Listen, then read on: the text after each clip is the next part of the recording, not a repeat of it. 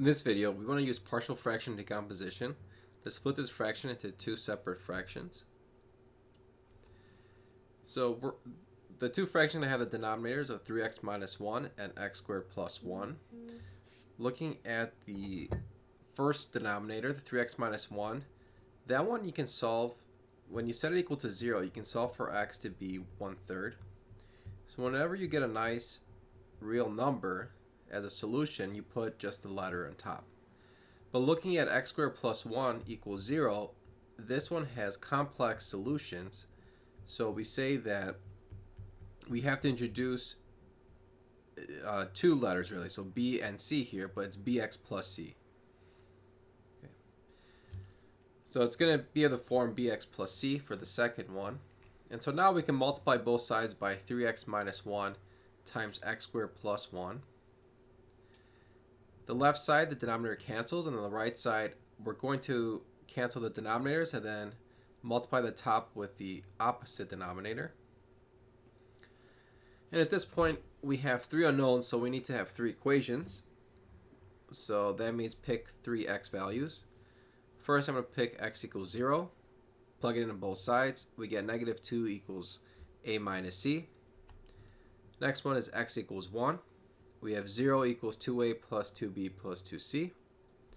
Lastly, plug in x equals negative 1. You have negative 2 equals 2a plus 4b minus 4c. So, three equations, three unknowns. Let's use linear algebra to solve them and then replace it back into the fraction. So these are my three equations. Now I'm going to write this in a matrix. So the first row here, it goes by A, B, and C, and then the answer on the right.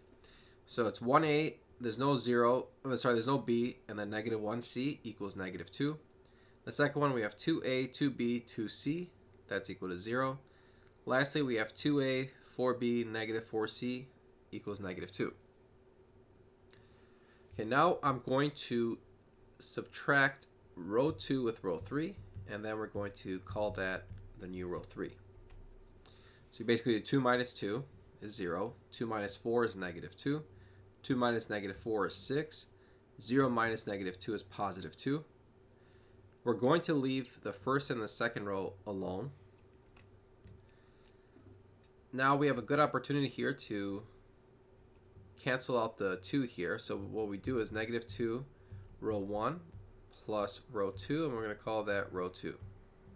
And so the goal here is to get this in echelon form where the numbers over here are all going to be 0. So when we do that, we leave the first and the last row the same. We're only changing row 2. So it's like negative 2 plus 2, 0 plus 2, 2 plus 2, and then 4 plus 0. So that becomes my new second row. Finally, I need to make this into a 0, so I'm going to add row 2 and row 3, and that's going to be my new row 3. First two rows will leave the same, and then the last row we just add 0, 0, 2, negative 2, 4, 6, and 4 and 2. Now this is an echelon form, so I'm just going to solve for it. Now we work backwards, so we'll start with the last row. So remember, this is A, B, and C. We have 10C equals 6, which means C is 3/5. We use that for the second row. So the second row, we have 2B plus 4C, but C we said was 3/5, and that's equal to 4. And so solving for B, we get 4/5. Last row, we have A minus C is negative 2. C we said was 3/5, and so we solve for A and get negative 7/5. So now we have A, we have B, and we have C. So we have to go back to what we started with. Is we said we have to write this fraction out into two separate fractions. And at this point, we have to replace A, B, and C with what we found. So replace A with negative 7/5, B with 4/5, C with 3/5. Now, I don't like this form, so what I'm going to do is bring the 5's in the denominator. So this 5 will be in the denominator multiplying the 3x minus 1. And then you factor out the 5 here from both the 4/5 x and the 3/5. Pull that out and then bring it in the denominator. And multiply the whole expression x squared plus 1. So this is my final answer.